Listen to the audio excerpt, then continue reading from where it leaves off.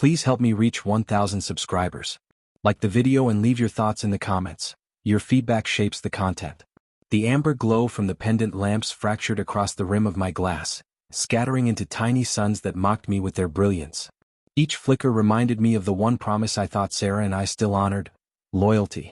I'd been watching her for exactly 23 minutes, counting each second by the lazy tick of the clock behind the bar. She laughed, effortless, melodic, a laugh that used to belong to me, now shared with a table full of strangers. Her hand brushed a man whose wedding ring flashed under the lights like a challenge. My heart thudded with the bass vibrating through the floor, a dull, unrelenting reminder: this is real. This is your wife. We'd come to the brass rail to celebrate my promotion, 18 months of late nights, missed dinners, and broken promises we swore we'd make up for. She kissed me in the parking lot, peppermint gum on her lips, warm with plans. On a napkin we'd scribbled dreams: a new house, maybe a dog. Let's get sloppy tonight, she whispered, that reckless grin I'd fallen for years ago. And I believed her. But now she leaned forward at that table, her red dress riding up, laughing with a man named Derek, an accountant with the build of a linebacker and a ring he clearly ignored, while his friends hovered, smirking. I sat alone in our booth, still warm from her earlier presence. I could see the dent where she'd sat. The ghost of her presence taunted me. I told myself she was just herself. Sarah, the comet that refused to be caught. She didn't flirt to betray, she flirted to feel alive. But tonight her shimmer felt cruel. Derek's hand rested on her lower back, thumb tracing the zipper of her dress like he'd been there before. She didn't pull away.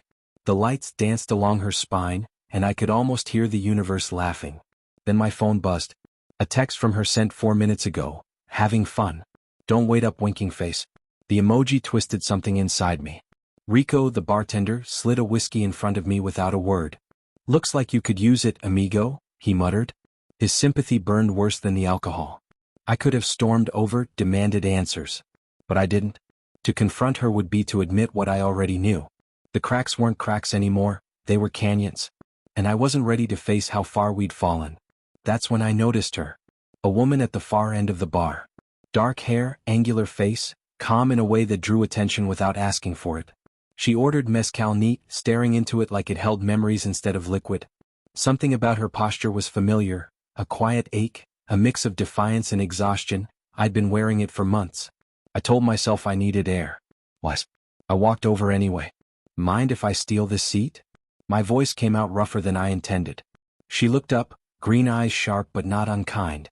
A faint scar crossed her left eyebrow, a lightning bolt carved from an old story. Seats are public property, she said, lips curving slightly. Conversation? That'll cost you. I managed a dry laugh. What's the price? Honesty, she said. No pickup lines, no fake stories. Just the truth. The jukebox switched to a slow, aching song. Ryan Adams crooning about bridges and fire. Saturday night, and I was watching my marriage crumble in real time. I admitted it aloud. The confession hung between us like smoke. Her name was Lena. She'd driven from Tucson that morning after burying her father, the man who taught her to fix engines and charm strangers. She ordered another round and pushed the peanuts toward me like an offering. We talked about grief, love, routine, about how loss doesn't disappear, it just moves houses. She never asked why Sarah was with another man. The silence between us already understood too much. By the third glass I felt the room tilt. And then I saw her, Sarah, under the flickering Budweiser clock. Arms folded, lipstick sharp as the exit sign glowing behind her. Derek stood too close, hand on her elbow. Her eyes flicked to Lena, then down to my hand resting inches from Lena's. Something shifted across her face. Not anger, not jealousy, but cold recognition. She started toward us. Each step heavy with accusation. Lena tensed but didn't move her hand.